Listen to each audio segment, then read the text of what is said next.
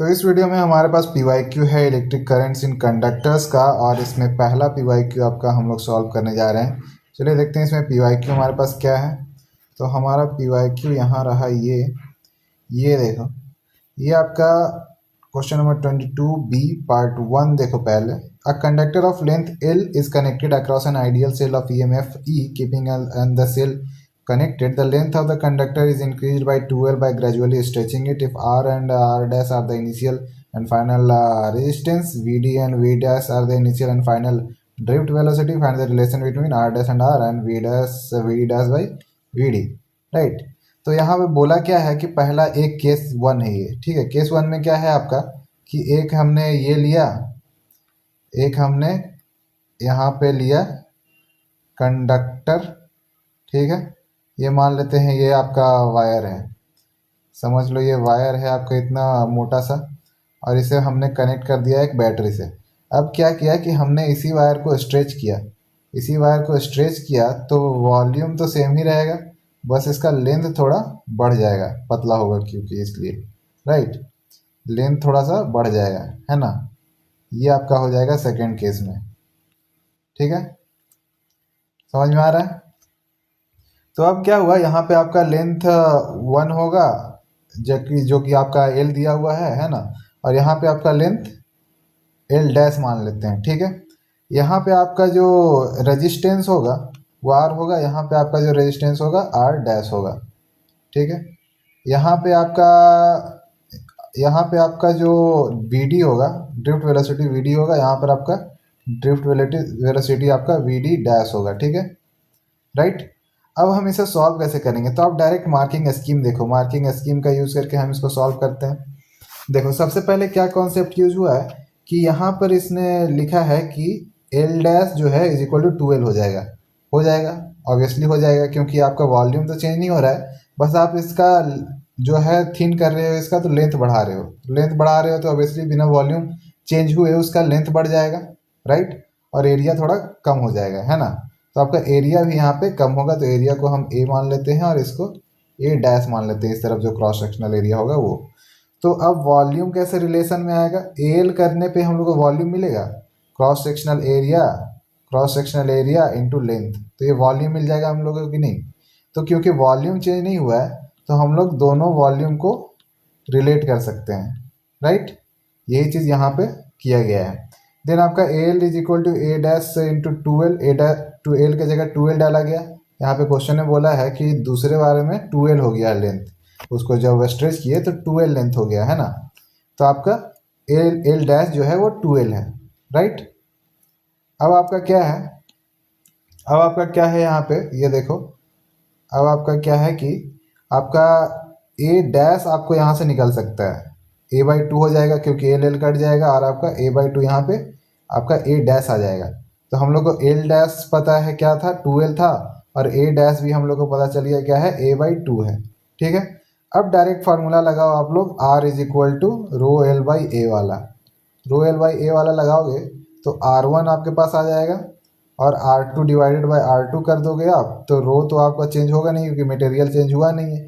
Length आपका ऊपर L था और नीचे 2L था, और एरिया आपका ऊपर A था और नीचे A/2 था, राइट। तो अब यहाँ से जब कैंसिलेशन होगा, यहाँ पर से जब सारे कुछ कैंसिल होंगे तो आपको पता चलेगा कि ये आपका R डैश जो ये R1 मैंने लिया है, ये R डैश एक्चुअली R है एक्चुअली, और ये R डैश है, ठीक है।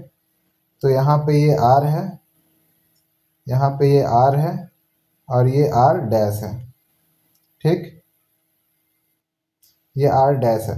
तो अब जब इसे सॉल्व करेंगे तो L से L कट जाएगा, A से आपका A कट जाएगा, और आपका ये जो 2 आपका ऊपर चला जाएगा, 2 आपका ऊपर चला जाएगा, और ये भी 2 आपका ऊपर चला जाएगा।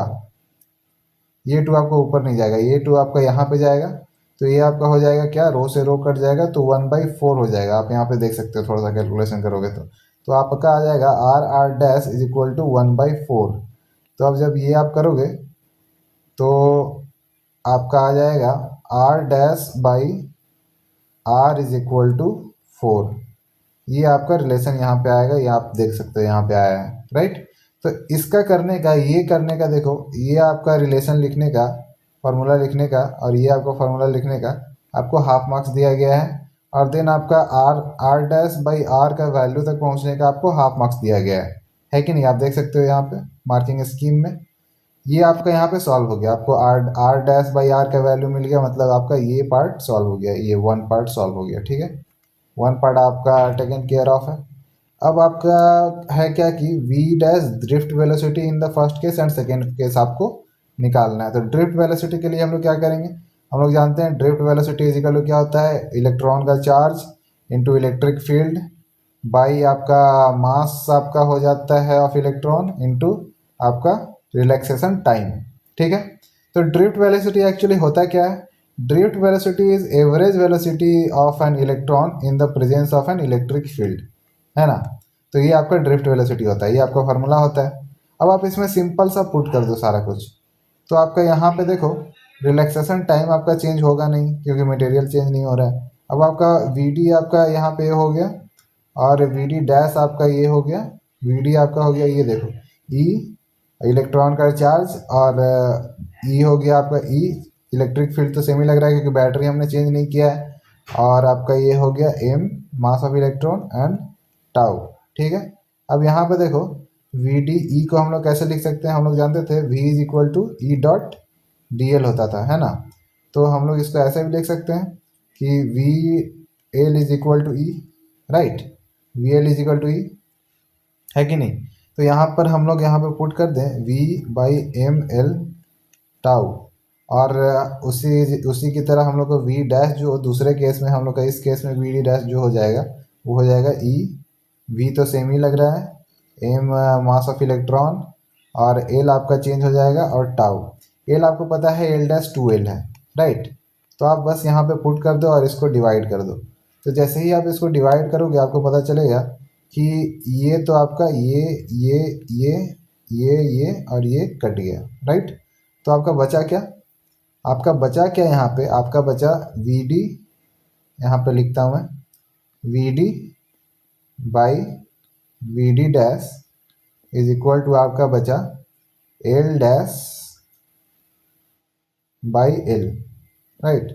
ये ऊपर चल जाएगा और ये आपका डिनोमिनेटर में आ जाएगा, एल डैश बाई एल आपका ये हो गया। अब आप इसमें पुट कर दो वैल्यू, तो V D by V D dash is equal to L dash हमें पता है टू एल है बाई एल आपका हो जाएगा। अब आप यहाँ पर से इसे सॉल्व करोगे तो आपका हो जाएगा V D dash by V D आपका हो जाएगा 1/2 आपका आ जाएगा। इसे मैंने ऊपर लिखा, इसे मैंने नीचे, क्योंकि पहले बार में ही मैंने डैश को ऊपर लिखा था, है ना? तो डैश को ऊपर लिखा था इसलिए, और डैश पहले पूछा भी है।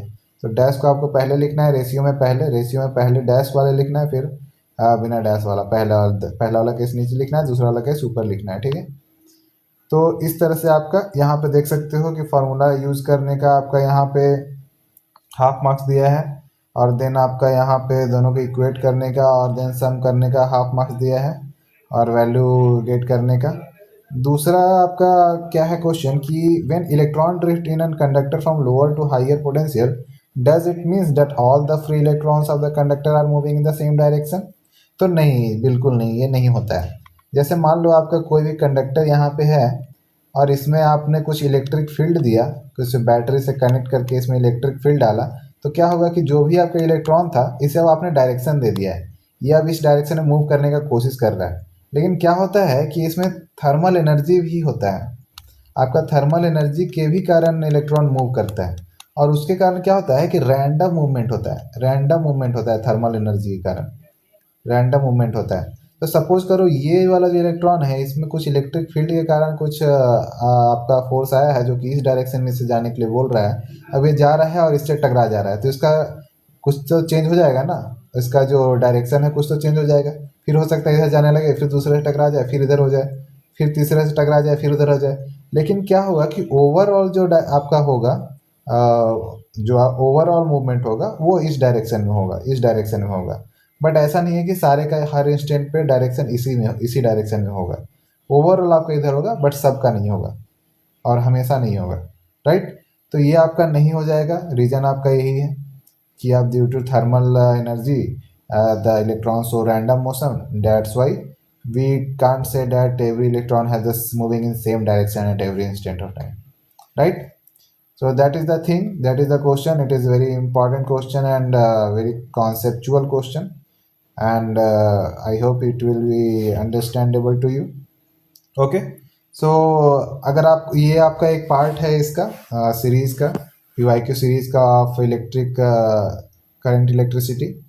एंड आपको अगर पूरा का पूरा पीवाईक्यू एक सीरीज में एक्सेस करना है तो आप डायरेक्ट प्लेलिस्ट पे जाओ, electric current electricity most important questions PYQ by Aditya भैया, तो ये आप लिख सकते हो और डायरेक्ट एक्सेस करो प्लेलिस्ट से, तो आपको आसानी होगा सारे क्वेश्चंस को देखने में एक साथ, राइट?